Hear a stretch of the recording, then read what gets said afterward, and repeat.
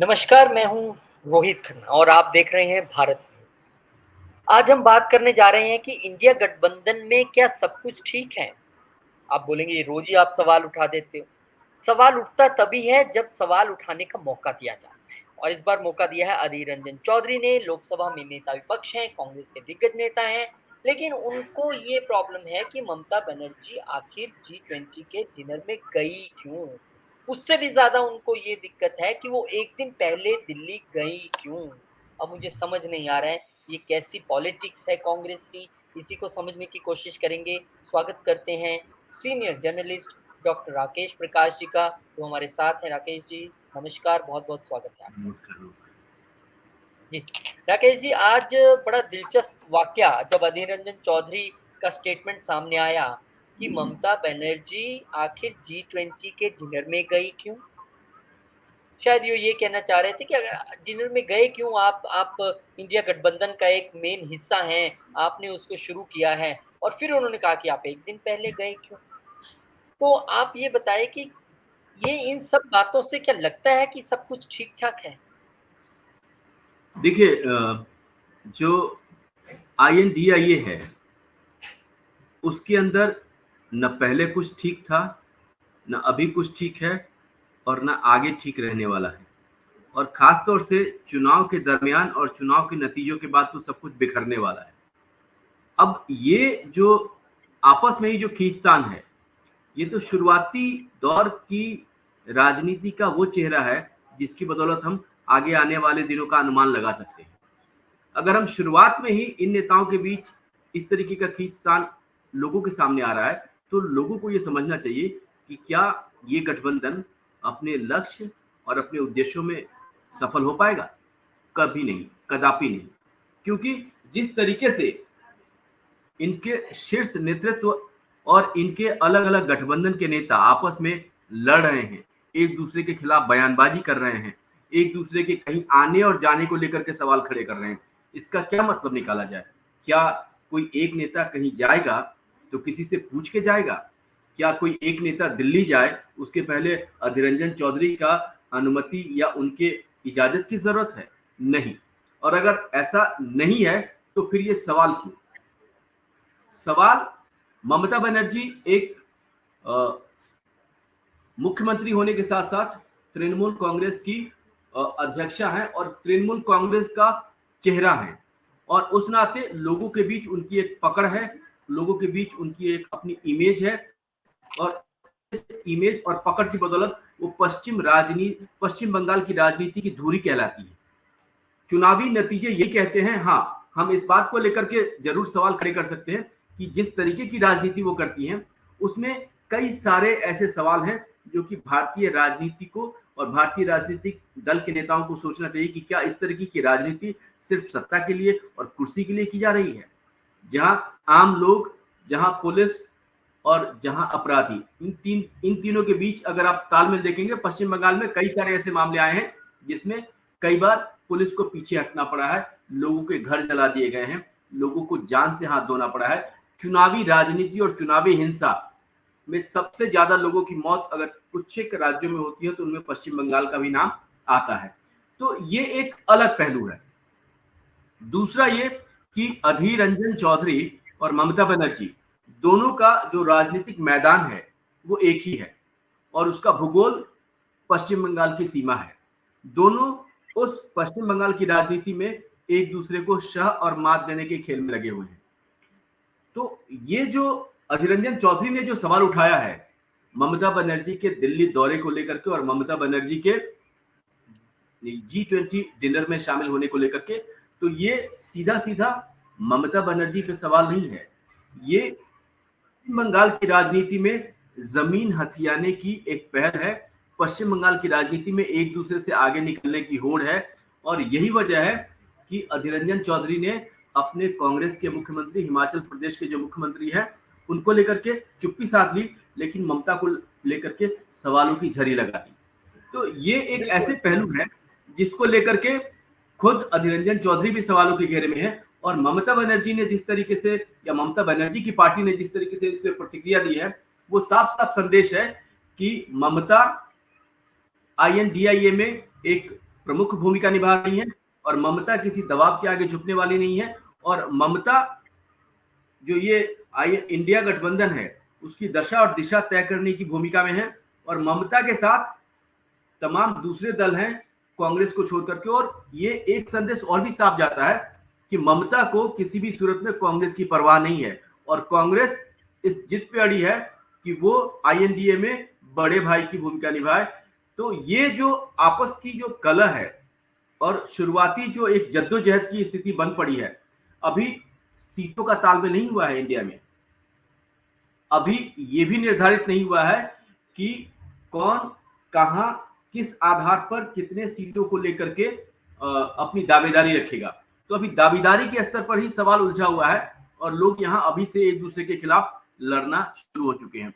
तो ये बड़ा अहम सवाल है, लोगों को देखना है, समझना है और परखना है कि आखिर जब ये चेहरे आपस में तालमेल करके, आपस में गठबंधन करके या आपस में साझेदारी और समझदारी का दोहरा परिचय दे करके लोगों के सामने आएंगे, तो लोगों को किस आधार पर इनको चुनना है, लोगों को किस आधार पे इनको समझना है कि क्या ये चेहरे जो आपस में शुरुआती दौर में लड़ रहे हैं, आगे चल के जब जनहित की बात आएगी, लोगों के समस्याओं के समाधान की बात आएगी या जन कल्याण की बात आएगी, तो क्या ये उस धरातल पर परीक्षा में सफल हो पाएंगे या वहां भी जाकर के अपनी राजनीति, अपने फायदे और आपसी लड़ाई का परिचय देंगे।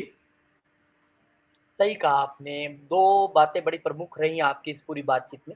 सबसे पहले तो आपने कहा कि आज जब चुनाव हुए नहीं हैं, सीट शेयरिंग हुई नहीं है, आप इकट्ठे अभी लड़ नहीं रहे हैं, तभी आपस में इतने मतभेद हैं। आप लड़ लिए, कुछ बन गए, तो फिर आप कैसे देश चलाइएगा?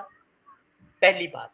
दूसरी बात, ममता बनर्जी ये जानती हैं, आपने सही कहा कि बंगाल के पॉलिटिक्स में वो सेंटर पॉइंट हैं। और उन्होंने कांग्रेस और सीपीआईएम को ये एहसास दिलाने के लिए साबित भी कर दिया बाईपोल में कि ठीक है भैया, आप दोनों इकट्ठे लड़िए, मैं अकेली लड़के दिखाती हूँ और जीत के दिखाइए आप मुझे। और वो सीट ममता बनर्जी ने बीजेपी को और कांग्रेस और सीपीआईएम का जो कंबाइंड कैंडिडेट था उसको हराया और जीती। और ये एक संदेश दिया कि भाई बंगाल में तो ममता दीदी ही चलेंगी। कांग्रेस सीपीआईएम जरा समझ लें, सीट शेयरिंग की बड़ी बड़ी बातें करने वाले, इतनी सीट चाहिए, उतनी सीट चाहिए, अभी तो मन बनाने दो सीट शेयरिंग करनी है कि नहीं वहां पे बंगाल में। क्योंकि जिस तरह से अधीर रंजन चौधरी अपने बयानात दे रहे हैं, ममता दीदी गुस्से में आ गई तो शायद वो सीट शेयरिंग नहीं करेंगी वहां पे। और दूसरी बात है कि आपने सही कहा कि आपको सबसे पहला सवाल अपनी पार्टी के जो मुख्यमंत्री वहां पहुंचे उन पर उठाना चाहिए, अगर आपको उठाना है। वैसे तो नहीं उठाना चाहिए, क्योंकि ये एक प्रधानमंत्री ने या किसी का बीजेपी का या एनडीए की डिनर पार्टी नहीं थी, ये देश की राष्ट्रपति ने बुलावा भेजा था। वो भी संवैधानिक पोस्ट में, ममता दीदी भी संवैधानिक पोस्ट में, उनका जाना बनता था। और बड़ी परिपक्वता जो दिखाई है, चाहे वो ममता दीदी ने दिखाई हो, स्टालिन ने दिखाई हो, हेमंत सोरेन ने दिखाई हो, चाहे वो नीतीश कुमार ने दिखाई हो, अरविंद केजरीवाल ने दिखाई हो, सुखविंदर सुक्खू ने दिखाई हो, कि ये एक देश का मसला है। यहाँ पर बीजेपी एनडीए इंडिया करने की जरूरत नहीं है। पर कांग्रेस पार्टी को शायद लगता है कि ये हर जगह एनडीए इंडिया करते रहो, पता नहीं कब वोट पड़ जाए और लोग हमें कहेंगे वाह वाह ये तो बहुत दुखी है, इनको ही वोट डाल दो। तो मुझे लगता है कहीं ना कहीं अधीर रंजन चौधरी ने जिस तरह का ये सवाल उठाया है, शायद अब वो खुद भी पछता रहे होंगे कि यार मैंने क्या क्वेश्चन उठा दिया ये। क्योंकि वहां से फिर टीएमसी ने भी कहा, उन्होंने भी कहा कि अब आपसे पूछ के जाना है क्या, कहीं जाना है। तो सबसे बड़ी बात है कि अगर सीट शेयरिंग से पहले ही इतने मुद्दे हैं, कन्वीनर आपने चुना नहीं, लोगो आपका तय नहीं, सीट शेयरिंग हुई नहीं, मन मिल नहीं रहे हैं, तो फिर किस तरह से आगे चलेगा। और आपको लगता है कि मैं हमेशा अपनी डिबेट के दौरान ये कहता हूँ कि आप भले ही बड़े से बड़ा जहाज उड़ाएं या छोटे से छोटा, लेकिन उसमें पायलट तो जरूरी है ना। लेकिन इंडिया गठबंधन के इस जहाज में सब कुछ मिल गया, 28 पार्टियां बैठी हैं, उड़ने के लिए तैयार हैं, रोज सोच रहे हैं उड़ क्यों नहीं रहा। अरे भैया वो कन्वीनर की कुर्सी खाली है, नीतीश बाबू को बिठाइए, ममता दीदी को बिठाइए, खड़गे साहब को बिठाइए, राहुल गांधी को बिठाइए, केजरीवाल साहब को, कोई तो बिठाइए, उस पर पायलट लाएंगे तो भी तो सब उस पायलट की आवाज सुनेंगे कि भाई पायलट ये कह रहा है, अब ऐसे बैठना है। जैसे हमें बोलते हैं अब पेटी बांध लीजिए, बादलों में जहाज फंस जाए, अब पेटी खोल लीजिए, अब जहाज उतरने वाला। तो यहाँ तो इंडिया गठबंधन का जहाज खड़ा जरूर है और 3 बैठकें भी हो चुकी हैं। ये जहाज एक बार पटना में खड़ा था, एक बार बेंगलोर में और एक बार मुंबई में भी खड़ा था, लेकिन ये जहाज का पायलट नहीं ढूंढ पा रहे। और शायद यही सबसे बड़ी वजह है। किसी संस्था का, किसी ऑर्गेनाइजेशन का, किसी गठबंधन का जब तक कोई मुखिया नहीं होगा, तब तक हर बंदा अपनी बात बोलेगा।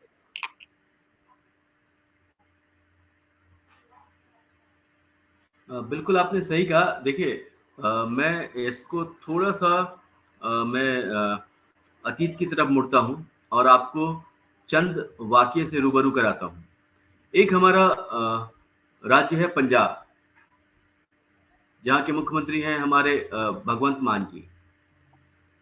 अब एपी की सरकार है, आम आदमी पार्टी की सरकार है, वो उसके मुखिया हैं, पंजाब के मुख्यमंत्री हैं। तो ऐसे में हमें किस तरीके से चीज़ों को लोग आपसी खींचतान में कैसे चीज़ों को बिगाड़ देते हैं, उसका एक हमें जीता जागता स्वरूप जो है पंजाब में देखने को मिला। पंजाब की राजनीति जो है बहुत ही संवेदनशील मानी जाती है कुछ मुद्दों को लेकर के।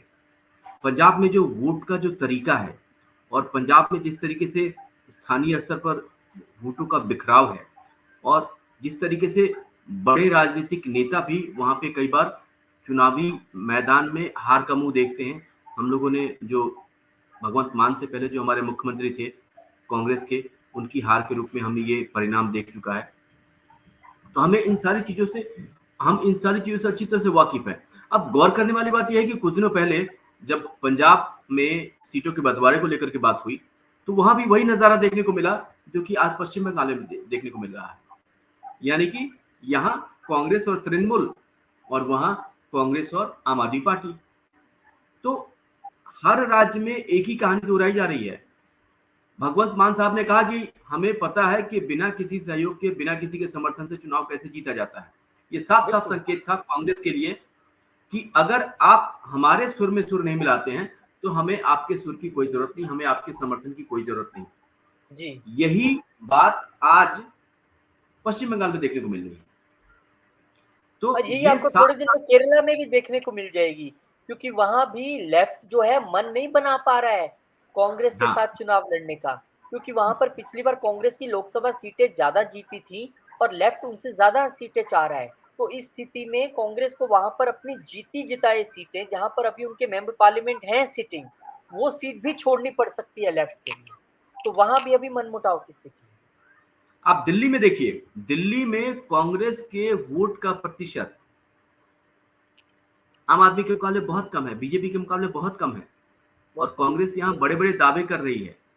दिल्ली में सीटों के बंटवारे को लेकर के कांग्रेस अभी से बड़े-बड़े दावे कर रही है।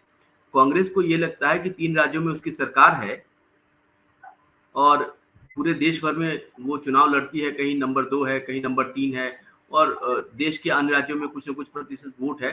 तो इन सब आंकड़ों को मिला करके वो अपनी दावेदारी दिल्ली में करना चाहती है। इन सब आंकड़ों को मिलाकर के वो अपनी दावेदारी पंजाब में करना चाहती है। इन सब आंकड़ों को मिलाकर के वो अपनी दावेदारी अन्य राज्यों में करना चाहती है। आप सबको पता है कि उत्तर प्रदेश जो कि सबसे ज़्यादा सांसद देता है सरकार बनाने के लिए, वहाँ पे कांग्रेस की क्या स्थिति है? एक अगर हम सोनिया गांधी जी की बात छोड़ दें, तो राहुल गांधी चुनाव हार के और कर्नाटक जा चुके हैं। तो केरला। ये केरला। स्थिति भी नहीं है और ज़मीनी हकीकत जो है, उसको कभी भी इग्नोर करने का किसी को फ़ायदा नहीं होता। और अगर हम इसी तरीके से या कांग्रेस इसी तरीके से पंजाब में भगवंत मान से लड़ते रहें या फिर पश्चिम बंगाल में ममता बनर्जी से लड़ते रहे, ममता बनर्जी इसी तरीके से कम्युनिस्टों के साथ लड़ते रहे या केरल में कम्युनिस्ट जो है वो कांग्रेस के साथ लड़ते रहे या फिर बिहार में जो है वो कांग्रेस की स्थिति कुछ-कुछ उत्तर प्रदेश के जैसी ही है। तो वहाँ पे भी अगर इस तरीके से तो ये जो आपसी कलह और आपसी फूट ये जो शुरुआती दौर से देखने का जो सिलसिला शुरू हो चुका है, अगर ये ऐसे ही चलता रहा, तो ये गठबंधन तो बनने से पहले ही बिखर गया। कागजी तौर पे चुनावी रूप में बेशक जो है हम गठबंधन के रूप में जाएँ, चुनावी रैलियों में हम ये बात कहें कि हम एक हैं, हम एक हैं, हम एक हैं, लेकिन वो एकता है कहाँ? और एकता तो इनके नेताओं के बीच नहीं दिखती। तो फिर उस एकता जिसको लेकर के ये इंडिया बना रहे हैं, जिसको लेकर के तमाम पहल और तमाम कोशिशें ये कर रहे हैं, वो तो कोशिश शुरू होने से पहले ही बिखरती हुई नज़र आ रही है। मुझे लगता है कांग्रेस पार्टी थोड़ी शक्की सी भी है, जैसे किसी शख्स की नई-नई शादी होती है या कोई बहुत ज़्यादा शक्की होते हैं, मेरी तरह मैं भी थोड़ा शक ज़्यादा ही करता हूँ। तो वो बहुत शक करता है, वाइफ कहाँ गई थी, किसके साथ फ़ोन पे बात कर रहे थे, क्यों कर रही थी, ऐसा हो रहा था, वैसा हो ये शक बड़ी बुरी चीज़। कांग्रेस पार्टी को भी शक है भाई G20 के डिनर में चले गए आप, एक नहीं 3-3 4-4 चले गए और वहाँ पे ज़ाहिर-सी बात है कोई पीएम से मिला होगा, कोई योगी जी से मिला होगा, कोई अमित शाह जी से मिला होगा, किसी न किसी की किसी से बातचीत हुई होगी, बैठे होंगे, गपशप हुई होगी, इकट्ठे खाना भी खाया होगा। अब कांग्रेस को अपने गठबंधन में जो लोग हैं, उन पे कम से कम इतना तो विश्वास रखना पड़ेगा ना, कि ये हमारे हाँ, साथ ही और हमारे साथ ही रहेंगे, कोई चिंता का विषय नहीं है। आपको उस पे भी शक है, कैसे बात बनेगी? देखिए, कांग्रेस की एक पुरानी आदत है। कांग्रेस की पुरानी आदत ये है कि कांग्रेस शुरुआत से देश की राजनीति में एक देश की राजनीति में एक निर्णायक भूमिका निभाती रही है, चाहे वो सत्ता पक्ष में हो या विपक्ष में हो। कांग्रेस ने हमेशा राजनीति को, अभी पिछले 10 साल की राजनीति को अगर हम छोड़ दें या बीच में एक बार जब वाजपेयी जी की सरकार बनी थी, तो उसको हम अगर छोड़ दें, तो अमूमन सरकार किसी की भी हो, कांग्रेस या तो सत्ता पक्ष में है या विपक्ष में भूमिका निभाती थी। और सत्ता पक्ष और विपक्ष दोनों जगह पे कांग्रेस अपनी मनमानी करती थी। मनमानी का नतीजा ये है कि कई बार उसके गलत फैसले थे और गलत फैसलों को लेकर के उसने कभी भी अफसोस जाहिर नहीं किया। कांग्रेस का ये, आप चाहे वो शाहबानो केस देख ले या कई सारे ऐसे मामले देख ले, जिसमें कि कांग्रेस जो है अपनी गलतियों का ढिंढोरा पीटती रही। लोग अपनी गलतियों से सीखते हैं, सबक लेते हैं, आगे सुधारते हैं और फिर जो है सो सही दिशा में आगे बढ़ते हैं। कांग्रेस अपनी ही गलतियों का ढिंढोरा पीटने के लिए चर्चित है। तो ऐसे कई सारे मामले हैं जिसमें कि कांग्रेस को अपनी गलत फैसलों की वजह से मुंह की खानी पड़ी है और अभी भी कांग्रेस संभल नहीं रही है, सुधर नहीं रही है और जो अपने ही सहयोगियों के साथ लड़ने की जो उसकी आदत है, बड़े भाई की भूमिका जो कहते हैं ना, तो बड़े भाई की भूमिका बड़े भाई की तरह नहीं, कांग्रेस अभी भी एक अप्रत्यक्ष रूप से अपनी दादागिरी या अपनी, कहते हैं ना, अपने आप को दूसरे पे थोपने की कोशिश करती है और इसी का नतीजा यह है कि दूसरे लोग उसको बर्दाश्त नहीं करते। खासतौर से ममता बनर्जी को यह पता है कि पश्चिम बंगाल में उससे मुकाबला करने के लिए सबको एक साथ आने की जरूरत है, तब भी ममता बनर्जी वहां पे सबको बराबर की टक्कर दे सकती है। और उसके पीछे का जो समीकरण है, समीकरण वहां की डेमोग्राफी है। पश्चिम बंगाल की डेमोग्राफी बिल्कुल चेंज हो चुकी है। पश्चिम बंगाल के जो कुछ एक जिले हैं, वहां पे आप देखेंगे कि जो जनसंख्या का जो अनुपात है, वो अनुपात जो है वो करीब करीब 6-7 जिलों में 60% से अधिक आबादी जो है वो एक खास समुदाय की है। और वहां पे कानून व्यवस्था भी जब बिगड़ती है तो पुलिस बैकफुट पे होती है। तो ऐसे कई सारे मुद्दे हैं पश्चिम बंगाल की राजनीति में, जिसकी वजह से वहां पे ममता बनर्जी का सामना करना बहुत मुश्किल है, क्योंकि तुष्टीकरण की राजनीति के मामले में ममता बनर्जी ने उस लक्ष्मण रेखा को लांघ दिया है जिसे लांघने की हिम्मत आज तक किसी ने नहीं की। पश्चिम बंगाल में हालत यह है कि पहली बार कुछ साल पहले पहली बार ऐसा देखने को मिला कि वहां पे दुर्गा पूजा रोक दी गई, जो कि वहां की संस्कृति, वहां की परंपरा, वहां के रीति रिवाज, मतलब बंगाल को लोग दुर्गा पूजा के लिए जानते हैं, लेकिन वहां पे सरकारी फैसले और जिस तरीके से वहां पे माहौल को लेकर के बात होती है, तो उसमें ऐसी बातें भी सामने आती है कि ममता बनर्जी अपनी तुष्टीकरण को लेकर के इस तरह मतलब एक इस तरीके से वो मतलब अपना एक ऑरा बना चुकी है कि उनको लगता है कि एक खास समुदाय के वोट से ही वो चुनावी जीत हासिल करती है, अन्यथा उनको ये जीत हासिल नहीं होगी। और इसलिए वो सारे हर चीज को दरकिनार करते हुए अपने वोट बैंक को सुरक्षित रखने की कोशिश करती है और उसमें वो कई बार उनको कामयाबी मिलती भी है। तो ये सारी चीजें हैं पश्चिम बंगाल की राजनीति में। और पश्चिम बंगाल की राजनीति को सबसे ज्यादा अगर करीब से किसी ने समझा है, और आपने देखा होगा कम्युनिस्टों की सरकार को उखाड़ के फेंक दिया ममता बनर्जी ने। बीजेपी पुरजोर कोशिश कर रही है, और कड़ी टक्कर दे रही है, लेकिन ममता बनर्जी अभी भी बीजेपी से आगे है। और आपने देखा होगा बीजेपी की उसी रणनीति का हिस्सा था कि ममता बनर्जी को अपनी 2 सीटों से खड़ी हुई थी, 1 सीट पे उनको हार का सामना करना पड़ा। लेकिन ममता बनर्जी अभी भी बंगाल की राजनीति में एक मजबूत ताकत के रूप में खड़ी है और उससे निपटने के लिए रणनीतिक रूप से लोगों को बदलाव करने की जरूरत है। लेकिन कांग्रेस, जो कि ममता के साथ पश्चिम बंगाल में चुनाव लड़ रही है और इंडिया गठबंधन की पार्टनर है, सहयोगी है, साझेदार बनने की कोशिश कर रही है, वो आपस में ही लड़ रहे हैं। तो मुझे लगता है कि इस तरीके की जो लड़ाई है, खींचतान है, उसका फायदा बीजेपी को मिलेगा। जनता भी शायद इस बात को समझेगी, क्योंकि पिछली 2 बार से जिस तरीके से ममता बनर्जी को जिता-जिता करके वो लोग सत्ता में ला रहे हैं, और बंगाल की हालत थोड़ी-सी कंगाल होती जा रही है। इसमें हमें इस बात को समझना होगा कि बंगाल कंगाल होता जा रहा है। वो कंगाली सिर्फ आर्थिक स्तर पर नहीं है, पलायन के स्तर पर भी है। बंगाल से पढ़े-लिखे लोगों का पलायन हो रहा है। उनको लगता है कि ज़मीनी हकीकत अब ऐसी नहीं रही कि बंगाल में रह के कुछ किया जाए। इससे बेहतर है कि बंगाल से बाहर का रुख किया जाए और कुछ बेहतर किया जाए। तो बंगाल की जो ज़मीनी स्थिति है वो खराब हो चुकी है। ममता बनर्जी से जनता दुखी है। तुष्टीकरण की वजह से कुछ खास समुदाय का वोट उनको मिल जाता है, लेकिन हालात वहाँ पे मुश्किल हैं और मुसीबत भरे हैं। और ये चीज़ कांग्रेस को समझना चाहिए, ये चीज़ ममता को समझना चाहिए और आपसी लड़ाई बंद करनी चाहिए, नहीं तो फायदा बीजेपी को मिलना तय है। सही कहा आपने, जिस तरह से ये आपसी विवाद चल रहा है, एक-दूसरे के खिलाफ बयानबाज़ी चल रही है, मुझे लगता है कि अगली बार भी जब बैठक के लिए इंडिया गठबंधन बैठेगा, तो इससे पहले कि वो अपनी सीट शेयरिंग या और मुद्दों पे आएगा, हो सकता है पुराने मुद्दे ही उलझ जाएँ कि आप तो बाहर ऐसे बयान दे रहे हैं, फिर उस पे सफाई देनी पड़े। तो रेदर देन कि आप 30 सितंबर से पहले जो डेडलाइन रखी है कि सीट शेयरिंग हो जाएगी, जो कि अभी बहुत ख्वाबो-ख़यालों की बात लगती है। ये बिल्कुल मुश्किल लगता है अभी, क्योंकि इस बीच अभी स्पेशल सेशन आना है, उसमें क्या होगा इसको लेके ही सबकी धड़कन बढ़ी हुई है। तो कहना मुश्किल है, पर आपने ठीक कहा कि अभी हाल की घड़ी में इंडिया गठबंधन को बने रहना है, तो आपस में मतभेद, मनभेद दूर करने पड़ेंगे, अदरवाइज़ ये 28 पार्टियाँ कम होकर कितनी रह जाएँगी पता भी नहीं चलेगा, अगर एक-एक करके बाहर जाना शुरू किया। देखिए, तो इसमें सबसे बड़ी बात ये है कि हमें एक चीज़ गौर करने की ज़रूरत है। राजनीति बहुत ही संवेदनशील राजनीति की ज़मीन बहुत ही संवेदनशील होती है, और सबसे बड़ी बात ये है कि राजनीति में हमें एक चीज़ का ध्यान रखना होता है, वो है जनता से जुड़े सरोकार। अगर हम जनता से जुड़े मुद्दे और उससे जुड़े सरकार को अगर हम भूल जाते हैं और हम आपस में ही उलझ जाते हैं, तो जनता को ये बात अच्छी तरीके से समझ में आती है कि आप जनता के लिए नहीं, आप आम आदमी के हितों के लिए नहीं, आप अपनी कुर्सी के लिए लड़ रहे हैं।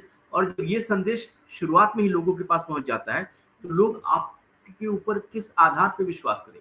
लोगों के विश्वास का कोई आधार चाहिए। लोगों को ऐसा नेता चाहिए जो उनकी बात सुने, जो उनके लिए लड़े, जो उनकी समस्याएं सुलझाए। लोगों को ऐसे नेता नहीं चाहिए जो कि किसी तरीके से लड़ झगड़ के कुर्सी हासिल करने के लिए उनके पास आए और कुर्सी मिलते ही फिर वो देश की राजनीति में इस तरीके से खो जाए कि कभी दर्शन ही ना हो, और जब लोग सवाल उठाए तो कहे कि हम तो दिल्ली में थे, हम तो संसद में थे। आप थे, आप क्या कर रहे थे? आपने क्या किया? 5 साल आपने क्या किया? तो ये सवाल जो है वो कांग्रेस के लिए, ये सवाल ममता के लिए, और ये सवाल हर उस राजनीतिक दल के नेता के लिए है जो जनता के हितों की अनदेखी करके राजनीति की रोटी सेकते हैं। तो ये देखने वाली बात है। अब इसमें ये सवाल सिर्फ और सिर्फ सत्ता पक्ष के लिए या विपक्ष के लिए नहीं है, ये सवाल हर उस नेता के लिए है जो जनता के साथ दगाबाजी करता है। जनता को अगर उसका हक नहीं मिलेगा, जनता को उसके मुद्दों का समाधान नहीं मिलेगा, जनता जिस उम्मीद से आपको जिता के भेजती है, अगर आप उस उम्मीद पे खड़े नहीं उतरते हैं, और खड़े उतरने की बात तो छोड़िए, आपने तो शुरुआत में ही अपने रंग दिखाने शुरू कर दिए हैं, शुरुआत में ही आपने जो है आपस में खींचतान और लड़ाइयाँ शुरू कर दी हैं, तो जनता आपको किस आधार पर स्वीकार करेगी? राज्य सरकार आपकी है, बावजूद इसके आपके राज्य में दंगे हो जाते हैं। राज्य सरकार आपकी है, पुलिस बल पे हमला हो जाता है। राज्य सरकार आपकी है, मालदा में थाने फूँक दिए जाते हैं। राज्य सरकार आपकी है, राज्य में एक के बाद एक राजनीतिक हिंसा होती है। आपको याद होगा, अभी वर्तमान में हमारे उपराष्ट्रपति महोदय पश्चिम बंगाल में उपराज्यपाल थे, राज्यपाल और जब थे, वो वहाँ पे उपराज्यपाल थे उस समय कई बार उन्हें पश्चिम बंगाल में अलग-अलग हिस्सों में जाना पड़ा, इसलिए कि वहाँ लोगों का जनाक्रोश था और लोगों का गुस्सा था स्थानीय प्रशासन को लेकर के, और लोगों को भरोसा दिलाने के लिए कि सरकार उनके साथ है, उपराज्यपाल को जाना पड़ा और लोगों के बीच जाकर के उनकी सांत्वना के लिए, शांति के लिए बयान देने पड़े, जिसको लेकर के ममता बनर्जी बहुत नाराज हो गई थी। लेकिन सवाल ये उठता है कि आपने ऐसे हालात पैदा होने क्यों दिए? आप तो मुख्यमंत्री हैं, प्रशासन आपका है, पुलिस आपका है, आपने समय रहते उचित कदम क्यों नहीं उठाए? और जब राज्यपाल जा रहा है, लोगों से मिल रहा है, लोगों की समस्याएं सुन रहा है, तो आपकी पेट में दर्द हो रहा है। क्यों साहब? इसमें गलती क्या है? संवैधानिक पद पे बैठा हुआ आदमी हाथ पे हाथ धरे बैठा रहे और आप अपनी राजनीति करते रहे, वो भी तुष्टीकरण की। ये आरोप नहीं है, ये वहां के लोगों का दर्द है। और एक सरकार में मुख्यमंत्री होने के नाते हमें जनता के दर्द को समझना चाहिए। हमारा सरोकार सिर्फ इतना है कि हम जिस तरीके से लोगों के दुख दर्द को लेकर के और लोगों की समस्याओं को लेकर के वादे करते हैं। हमने वादे तो अनेक किए, लेकिन उन वादों को पूरा करने के लिए कोई दूसरा नहीं आएगा। हमें ही उनकी चिंता करनी है, हमें ही उनको देखना है और समय रहते देखना है। समय निकलने के बाद अगर आप कुछ करते हैं तो फिर उन वादों का क्या, उस काम का क्या? जिस बच्चे को स्कूल में पढ़ाई की जरूरत है, वो उसकी उम्र निकल गई और उसके बाद उस इलाके में आप स्कूल खोलेंगे, उसके बाद उसको आप नौकरी की बात करेंगे, तो फिर क्या फायदा? और आप तो मतलब कहते हैं ना कि जिस तरीके से राज्य में दंगे हुए और जिस तरीके से हमले, वो तो मतलब अ, उसके बारे में तो कुछ भी कहना जो है ना, वो कहते हैं कि नाकाफी है। तो ऐसे सारे बहुत सारे मुद्दे हैं। तो आपस में लड़ने, आपस में झगड़ने और आपस में खींचतान करने की बजाय हमें लोगों की मुद्दों की बात करनी चाहिए। पश्चिम बंगाल में अगर है तो पश्चिम बंगाल में आपको लोगों की बात करनी चाहिए, वहाँ के स्थानीय मुद्दों की बात करनी चाहिए, चाहे वो अधीर रंजन चौधरी हो, चाहे वो ममता बनर्जी हो, न कि आपस में राजनीति को लेकर के खींचतान करके और देश और समाज के सामने ऐसा चेहरा लेकर के जाएं कि आपके चुनावी मिशन से पहले ही लोगों को ये भरोसा हो जाए कि आपका नजरिया क्या है, आपकी सोच क्या है, आपका उद्देश्य क्या है और आप अपने लिए आ रहे हैं, कुर्सी के लिए आ रहे हैं, आम लोगों के लिए नहीं आ रहे हैं। तो ऐसी छवि बनाने से कांग्रेस और ममता बनर्जी दोनों को बचना चाहिए। जी, दोनों को बचना चाहिए। बहुत-बहुत शुक्रिया आपका, क्योंकि आज हमने एक विस्तृत चर्चा की और जर्नलिस्ट होने के नाते, पत्रकार होने के नाते हमारे क्षेत्र अधिकार में आता भी यही है, चर्चा करना। लोगों के दुःख को, लोगों की बातों को आप सबके बीच रखना, उसका आकलन करना, यही हमारा फ़र्ज़ है। हर पार्टी को उसका आईना दिखाया जाए कि आप क्या कर रहे हैं, और वही हम करते भी हैं। बहुत-बहुत शुक्रिया राकेश जी, बहुत-बहुत धन्यवाद आपका। मिलेंगे आपसे एक नई चर्चा में। आप सब लोगों से निवेदन है जो भारत न्यूज़ देख रहे हैं, प्लीज़ इसको सब्सक्राइब ज़रूर करें, चैनल को, वीडियो को शेयर ज़रूर करें और कमेंट करके हमें बताइएगा ज़रूर कि आप इस मुद्दे पर क्या सोचते हैं। इंतज़ार रहेगा आपके कमेंट्स का। मिलेंगे आपसे एक नई वीडियो में, तब तक के लिए नमस्कार, धन्यवाद।